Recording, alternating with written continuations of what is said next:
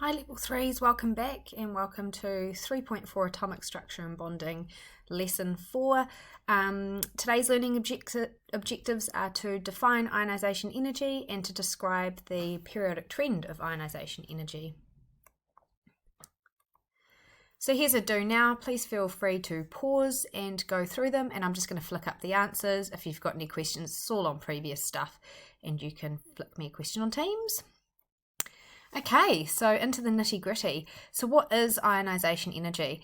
So ionisation energy is the minimum amount of energy required to remove 1 mole of electrons from 1 mole of atoms in the gas state.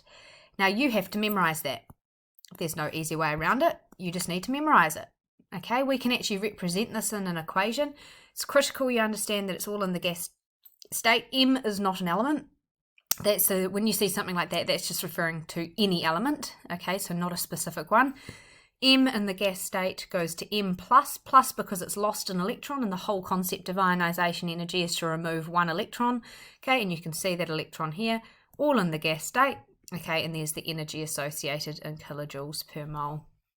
Okay, now you'll see here that this has got a little positive sign. As you know from level 2, a positive sign means this reaction is endothermic and it requires energy to take place. The reason why is because energy has to be put into the system in order to break those electrostatic attractions and remove an electron. So here's a bit of a graph, and I just want to talk you through it and see if you can kind of, before we even learn anything, kind of understand what's happening. So if you can just imagine, don't worry if you're not huge on logs. This is actually from an IB diploma textbook, and they use log a lot. So ionisation energy on the y-axis and ionisation number on the x-axis. So ionisation number is referring to ionisation number 1 is removing the first electron from that atom.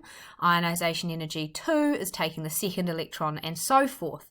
So with that in mind, if this is removing the first electron, logically, do we think that that electron is going to be one that's in energy level 1 or one that's further out?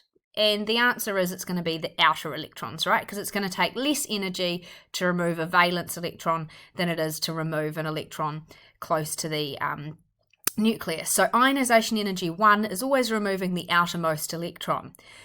So if that's removing the outermost electron, then that's removing the secondmost outer electron, and so forth. So with that in mind, if you ever see a graph like this, you can actually work out which element it is. This is removing outer electron 1, 2, 3, 4, 5, 6, 7, 8, 9, 10, 11, 12, 13. It stops here because we've run out of electrons. So which element has got 13 electrons in the atom? And the answer is aluminium. So this is actually the successive ionisation energies for aluminium. And ionisation energies are super interesting because we can actually graph them and they show evidence of subshells. So I'm going to talk you through this now. So we know that aluminium's got 13 electrons. So we now can do electron configurations. So 1s2, 2s2, 2p6, 3s2, 3p. Also I've used 10, 11, 12, 3p, 1. Okay, so if that's the electron configuration, from this we know that there are 3 energy levels occupied with aluminium. And if you look at this electron here, this corresponds to the 3p1, the outermost electron, and that's why it doesn't take that much energy to remove. Can you guys see that? So that's this electron gone. Outermost electron doesn't take much energy because that's really quite far away, and there's added shielding by inner shell electrons. So now if we go to remove the second one, you'll see that these 2 electrons are actually relatively more similar in energy than the difference between these 2, and that's because these 2 are the 3s electrons. Okay, so the first one goes and then the second one, and you'll see that these are all relatively quite close in energies, and that gives us evidence that that is the energy level 3. And then what you'll notice is that you kind of see this next clump of electrons being removed, And it keeps going up each time because every time you remove an electron from an atom, there's less electron-electron repulsion in that new valence shell, and therefore the ion would therefore be smaller, and so therefore more energy required to remove. So it's always going to go up each time because your ion is getting smaller with the same number of nuclear charge. Remember, that doesn't go up or down. And what you can see here is there's 8 electrons, and that corresponds to energy level 2.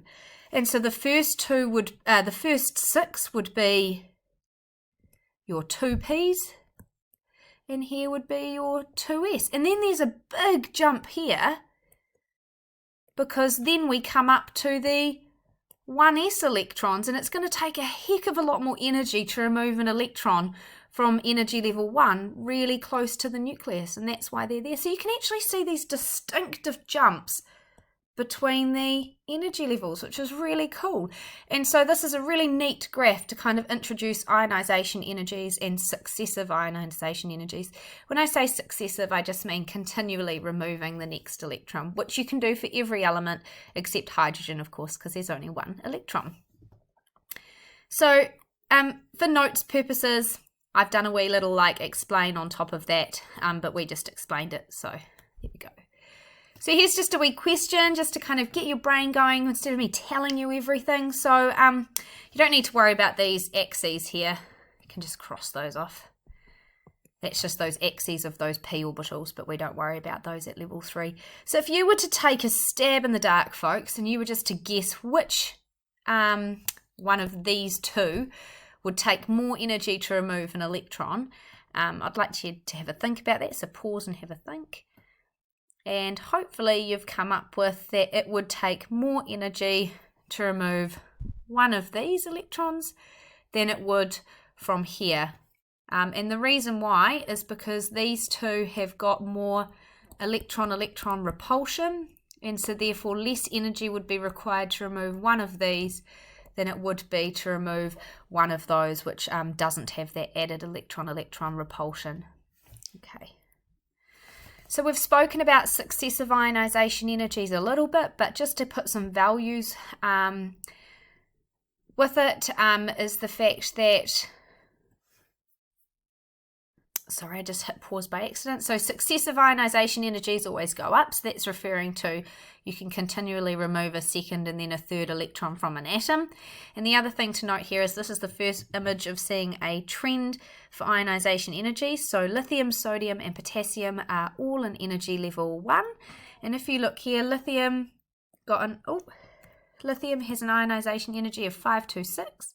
Sodium's 502 and potassium's 425. So we can see going down a group, ionization energy decreases. And so this is what we're going to talk about. This is a graph, and you'll get used to seeing lots of graphs like this. They're all over the internet. Now that it's blown up on big screen, it doesn't look as pretty. But anyway, let's just quickly talk through it. If you're quite familiar with your elements of the periodic table, you should be able to see that this is hydrogen and helium, so that's period 1. This is period 2, and this is period 3. So you kind of see, so when you see the dip, that's going down a group. Okay, I'm going up here as across a period. So across a period, okay, ionization energy increases, and down a group, ionization energy decreases. Hopefully this will make more sense as we go through and discuss this more. So I'm going to talk you through ionization energy now. So ionization energy, as I've already said, increases across the period. Now remember, every time we discuss periodic trends, there are those two things that we have to discuss in every answer. So the first is nuclear charge, and the second is the number of energy levels, and that number of energy levels has 2 subcategories. The first is distance of valence electrons to the nucleus, and the second is shielding by inner shell electrons. You should hopefully, what you'll learn today is that all the reasons are the same. You just have to apply it to a new situation. Whenever you're given ionization energy as a question, you must define it in the question. it can sometimes be the difference between excellence and merit. So without a definition, sometimes you lose out on that excellence grade. So let's talk through going across an ionisation energy. So ionisation energy increases as you go across the period for the same reason that size of an atom decreases. As you move across the period, so if we're talking about, say, fluorine and carbon, okay, fluorine and carbon are both in energy level 2, which means shielding by inner shell electrons is going to be the same. Okay, fluorine has got 9 positive protons in its nucleus compared to carbon 6, which means that fluorine has got a greater nuclear charge. So this means that fluorine's electrostatic attraction between the valence electrons and the nucleus is going to be greater. And this means that fluorine is going to pull on its outer electrons more closely, and therefore more energy would be required to remove an electron. And that's the key difference between what we've previously done and what we're discussing now, is the fact that you must link the final statement to more energy or less energy being required to remove the electron. So let's have a look at this is me explaining again that you've got to talk about these every time. So this is my template answer for across a period. I first defined ionisation energy, okay, and then I've talked about nuclear charge. As you go across the period, this increases. This means the electrostatic attraction between the nucleus and the valence electrons is going to be greater, so more energy is required to remove that electron. So how about down a group, okay? So if we're comparing, say, fluorine and bromine, they're both in group 17. Okay, bromine's got 4 energy levels and fluorine's got 2 energy levels. So this means bromine's valence electrons are going to be further from the nucleus with increased shielding by inner shell electrons. Therefore, the electrostatic attraction for bromine's valence electrons to the nucleus will be less. And this means that less energy would be required to remove an electron. And don't forget that final statement, that despite the fact that bromine's got a greater nuclear charge, the increased number of energy levels has a greater effect. So why is this going to take less energy? Because there's more energy levels, greater distance, increased shielding. The same reason that the size gets bigger. So it's always the same reason. We're just applying it to ionisation energy is the energy required to remove an electron. So we link in the definition. Okay, and again you can see that here. Okay, and I've just put that all in writing.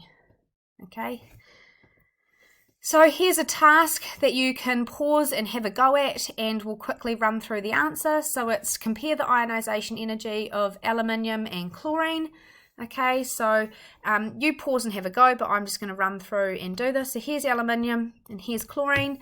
They're both in period 3, which means they both have 3 energy levels. This means that shielding by inner shell electrons is going to be the same for both. Okay, chlorine has 17 protons compared to aluminium's 13. This means chlorine has got a greater nuclear charge. Therefore, there's going to be a greater electrostatic attraction between the nucleus and the valence electrons. It's going to be pulling those valence electrons more, and therefore more energy is going to be required to remove an electron from chlorine than aluminium.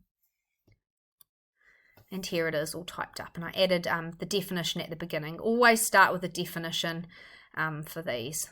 Hopefully that makes sense. Okay, let's move on. Task 2 is to compare the ionisation energy of magnesium and calcium. Please pause, have a go, and then I'm just going to rattle on and answer it. So magnesium and calcium are both in group 2. Magnesium has 3 energy levels and calcium has 4. Calcium's valence electrons are further from the nucleus. There's greater shielding by inner shell electrons. Therefore, the valence electrons are not held onto as tightly, so less energy would be required to remove an electron.